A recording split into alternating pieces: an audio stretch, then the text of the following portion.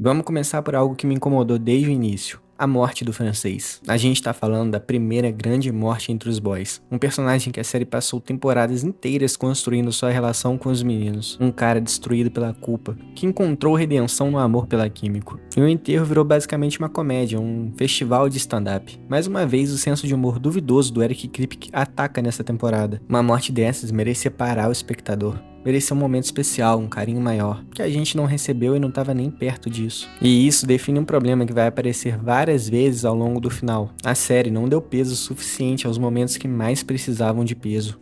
E ninguém perdeu mais peso que o próprio Homelander. O Homelander foi sendo esvaziado ao longo das temporadas por um padrão que se repetiu várias vezes. O Butcher o humilha, o Soldier Boy o humilha, Huey o humilha, o A-Train o humilha e o Ryan o humilha. Chega uma hora em que o vilão mais poderoso da série parece só um cara patético esperando a próxima lição de moral. E a figura ameaçadora que ele representava foi se perdendo. Parece que os The Boys estavam assistindo a série junto com a gente e sabiam tudo que se passava no off com o Homelander. E isso ficou bem marcado no reencontro dele com o Ryan depois da surra. Aquela cena tinha que ter tensão, tinha que ser sufocante. Compara com o reencontro entre o Mark e o Omni-Man em Invencível. Cada palavra pesa, e cada silêncio pesa mais ainda. Aqui virou mais uma cena onde alguém humilha o Pátria verbalmente. Funcionou na primeira vez, na 106ª já não funciona mais. E aí chega a luta final, que funciona como espetáculo, tudo bem, mas narrativamente tem um problema sério. Não faz sentido o Homelander estar praticamente sozinho. A série inteira trabalhou a radicalização dos Supers, a ideia de que havia um verdadeiro exército formado ao redor dele. E no final aparece um quê?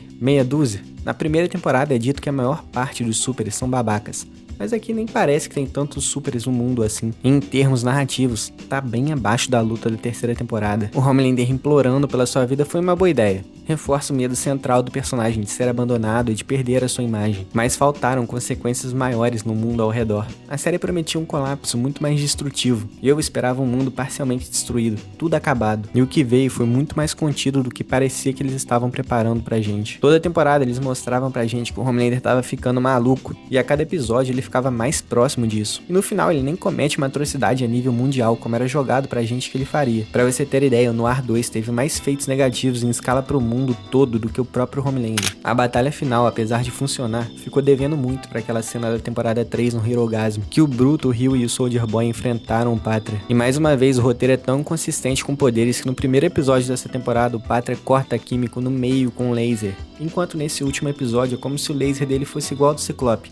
Um laser de energia cinética, que só empurra a Químico e o Bruto pra trás. E já que a gente falou da Químico, a série inteira construiu o Soldier Boy como algo único e poderoso. Um poder que muda o jogo de forma irreversível. Aí a Químico recebe algo equivalente no episódio só, quase no fim da série. E a narrativa não dá quase nenhuma consequência pra isso. Uma mudança gigantesca dessa deveria alterar completamente a dinâmica do conflito. E ali parece mais um upgrade qualquer.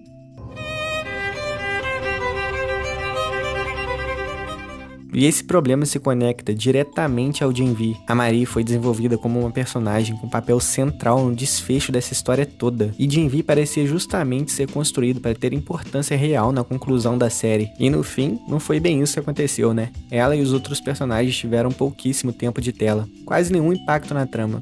E ela nem lutou na última batalha. 2 temporadas de construção de personagem pra chegar ao fim e não fazer nada. A Starlight tem uma situação diferente. A luta final dela foi visualmente boa, mas ficou estranho ela levar o Profundo justamente pra praia, perto da água, sabe? Ela não daria mais chance pra ele fugir ou até vencer essa luta. E o pior é que ela joga ele no mar sem saber que os peixes queriam matar o Profundo também. E cara, se não fosse por isso, ela estaria involuntariamente salvando ele. A cena funciona no resultado, mas não funciona muito na lógica. E o gatilho que faz o Butcher enlouquecer de vez é a morte natural do terror. Ninguém foi lá e matou ele não, tá? O cachorro morreu sozinho, causas naturais. E assim, eu entendo a intenção simbólica, mas depois de tudo que esse personagem viveu, o gatilho ficou pequeno demais pro peso dramático que a cena exigia. Compara, por exemplo, com John Wick. Lá, a morte do cachorro também é o catalisador de tudo. Mas o filme trabalhou bem aquela relação, mesmo com pouquíssimo tempo de tela. A carga dramática foi maior.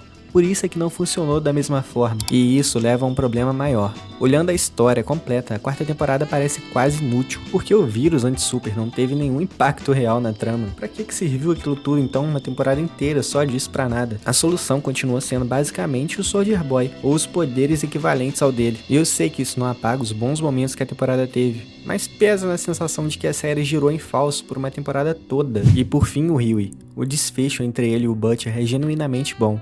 Resgata a essência da relação dos dois. Mas as últimas temporadas desgastaram demais essa dinâmica entre eles, transformando o Hughie em quase sempre o personagem que discorda do Butcher e pronto. Ele perdeu aquela profundidade própria no caminho. E aí tem a Robin, que foi o ponto de partida de tudo na história do Hughie. Literalmente o motivo dele entrar nessa guerra e nessa história toda. E quando a série escolhe homenageá-la só no último momento com o nome da filha, fica bem estranho. Por que alguém daria à própria filha o mesmo nome de uma ex-namorada que teve um fim trágico e deixou tantos traumas? Se eles queriam ter feito uma conexão do fim da série com o começo de tudo, tinham outras maneiras muito melhores de fazer isso. E The Boys prometeu, por muito tempo, ser uma série que não poupava ninguém e não recuava de nenhuma consequência. Fazia realmente boas sátiras e críticas no momento em que chegou, por isso conquistou tantos fãs. Mas você já ouviu a frase, ou você morre como herói, ou vive o bastante para se tornar o vilão? Porque aqui não foi diferente. The Boys se tornou tudo que ele criticava. E entregou um final que não é ruim, mas é um final bem abaixo do que a série merecia ter.